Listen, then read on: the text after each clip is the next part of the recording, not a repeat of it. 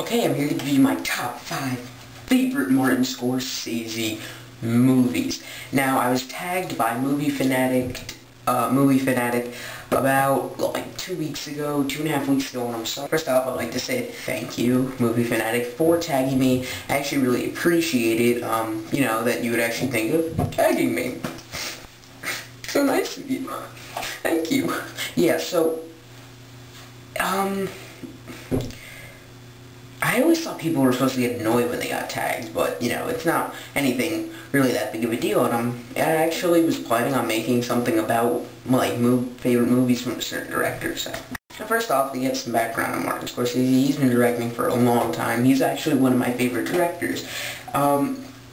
He's done countless movies that I consider some of my favorites. There's actually three or four that I consider some of my favorite movies, and he does a really good job with documentaries too. He's my second and third favorite musicians of all time, or musicians/bands. He's made a documentary about. He's made one about the Rolling Stones, Shine the Light, which is my third favorite band, and then number 2, No Direction Home, Bob Dylan documentary, which was, they were both really good, very good movies, and he's now doing one about a member of my all-time favorite band, right here, George Harrison, which is due out in 2010. You see that? It's George Harrison. We got John, Ringo, and Paul there. Paul's on my boob. Here, it's like Split. These two are alive. These two are dead. Split. I mean, a lot of people think Paul's dead, but... And if you've ever listened to Revolution 9 backwards, that is creepy. It's just creepy backwards. Actually, you guys should check that out. It's my favorites. Revolution 9 backwards. The Backmaster is weird. But anyway, so he's directed a lot of things. He's been nominated for countless Oscars. So let's get started with my list. I'm actually going to make 2 honorable mentions for the list. Raging Bull and Gangs of New York. Raging Bull is about a movie about a boxer, and Gangs of New York is self-explanatory title. It's about gangs in New York. And Martin Scorsese is great because he's brought 2 of my favorite actors into a lot of his movies. One of them being my favorite actor of all time, Leonardo DiCaprio. He's been in 2 Scorsese movies, and then Robert De Niro, who's been in like 4, I think. He's been in Raging Bull, Taxi Driver, Casino, and then, yeah, Goodfellas. But here's my top 5. My number 5 is Taxi Driver. Taxi Driver is about a, not crazy, but just really messed up war vet, and he drives midnight taxi shift, and he goes, if you're driving a taxi at night in a city, that's not a good situation, because you're going to see some crazy stuff, and obviously he's going to get a lot of mess. And then he starts trying to help out this teenage prostitute played by Jodie Foster, who's also a really great actor, Silence of the Lambs, and then it's just this really great, they've this story between those two, and if you're helping out a prostitute, you might get something. Number 4 is The Aviator. The Aviator, I saw that when it came out. I saw that back when it came out in theaters, which was only a couple years ago, and it stars Leonardo DiCaprio.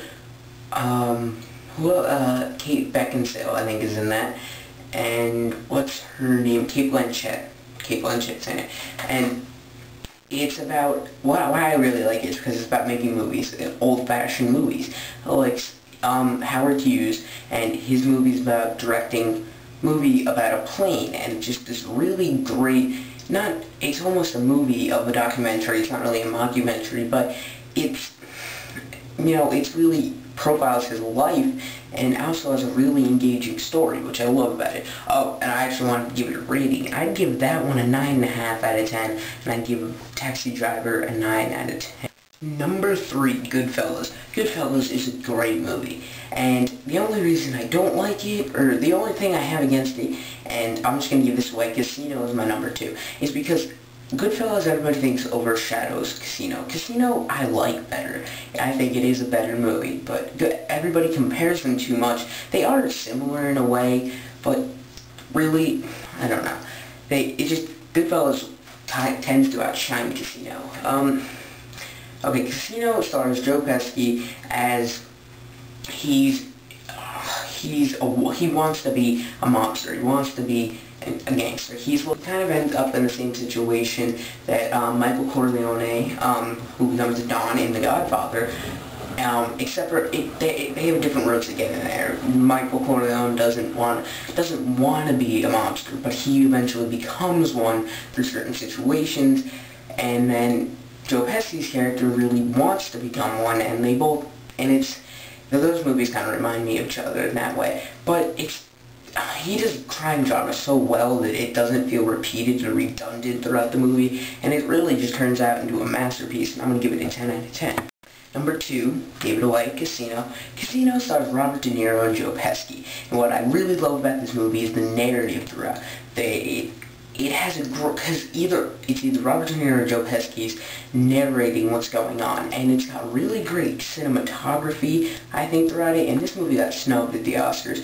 Only Jane Fonda got a Best Actress nomination, which she does a really great job here, but this movie got snubbed there, and the movie is so great. I mean, it brings you into the limelight of what Las Vegas is, and it's really, there's times where you get so into it, you care about the characters, you don't know what's going to happen, and it's like a crime drama thriller, really, and it's so great. I love the movie so much. I watched it again a couple days ago, and it is a great movie. I'm going to give it a 10 out of 10. And the performances are also amazing. And there's the boyhood friendship between, they were friends, before Robert De Niro becomes the casino manager of Tangiers, and there's this whole dirty money running through it, and it's this great story of his rise and fall. And Joe Pesci, he plays, I forget Joe Pesci's name, but it's Ace, and I forget Joe Pesci's name, crap. And there's this love story between him and Ginger, Jane Fonda, and it really works out, and the whole love ties. Great movie, 10 out of 10. Nicky, that's his name, Nicky Santor. Yeah, okay. So anyway, number 1, The Departed. I don't know why I brought it to Blu-ray. I have both versions, but this movie came out when Blu-ray first became big, so I thought I'd get it on Blu-ray. Yeah, The Departed. Great movie. My favorite casting movie of probably all time. We have Mark Wahlberg, Martin Sheen, Leonardo DiCaprio, Matt Damon, Jack Nicholson, and how none of the 3 leads, Leo, Matt, or Jack, didn't get a nomination is just beyond me. Especially Jack Nicholson. Even Leo even does a great job. And the reason, this movie, it's like the Godfather of our generation. It really is, of this century. And I like this movie a little more than The Godfather because it pulls an emotional feel that The Godfather doesn't. This movie, because you care for Leo's character, you feel bad for him at so many times. And then Mark Wahlberg, he starts out just the biggest asshole you could ever meet, and by the end you kind of like him. Martin Sheen does a great job, and Jack Nicholson obviously does an amazing job. In this movie, oh, what happened? It flew away. There's actually a bug there, and I was killing it with So, yeah, the thing about this movie is, the first time I saw it, I was blown away. There was parts I really didn't understand because I was a little younger, but I eventually got it after the second viewing. But the first time, by the end, my mind was blown. Seriously, I did not see any of it coming. There's the great shootout at the end, and this movie, because there's all this deception and lies there, and all these twists and thrills you don't see coming. This movie goes so many places. There were some unnecessary things, I think, that were supposed to be development of Jack Nicholson's character, but really were just scenes we didn't need. But honestly, this is one of the best movies I've ever seen. And wow, it just blows you away. If you haven't seen it, you have to. The first time, I remember I was sitting, and I just fell over. I was not fell over, I just kind of stumbled at the end. I was like, whoa. It is really just captures you. You're enticed by the first scene. By the end of the movie, when it lets you go, there's some symbolistics, it's symbolic at the end between, you know, the little rat running across the porch and, or the ledge. Yeah, some nice metaphor there to end the movie on. And, you know, you get really pumped up when they play Shipping Up to Boston by Dropkick Murphys at the beginning of the title sequence. So anyway, those are my favorite Scorsese movies. Yeah, see you guys.